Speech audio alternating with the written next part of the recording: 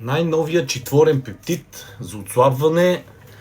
Това е комбинация от, знаете, еритротротит и кагрилинтид. Най-новия пептид, който потиска глада, апетита, изпразва стомаха и 100% от групите отслабват. Де-факто тройния еритротротит плюс кагрилинтид. Най-новия 2026, току-що излезнал от Англия. Сега да не кажете пак, тук ще покажа и ще покажа къде пише произведено. Ето, Made in UK. Така, Apex Pharma UK. Така че при инженера винаги номер едно. Работи на 100% от групите. Преди сме коментирали, че семаготите има стерични ефекти. Работи на 50% от групите. Терезепатида, двойния пептид, работи при повече от групите, но не и на 100%. Ретатротида работи и той на 99% от групите. Тази комбинация, четворния пептид, вече работи на 100% от групите. Няма някой, който не може да отслабне и няма никакви странични ефекти. Тук имаме писалка 45 единици. Това значи 40 мг имате ретатротид плюс 5 мг добавен кагрилинтид.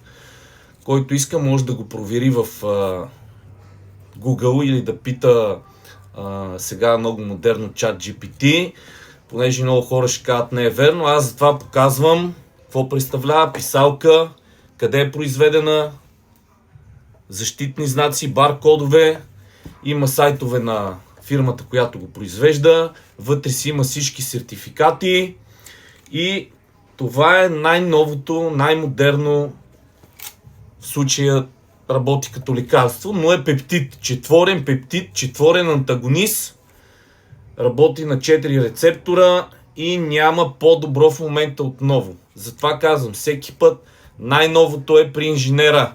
Той е първи номер едно. Почти като пиленцата от Монако, само че там покрити няма. И те нали са номер едно. Аз съм номер едно в България. Затова сега ще ви кажа, че който иска, може да ми пише налично, да ми се обади по телефона и да си поръча. Става само по заявка, малко по-скъпи са.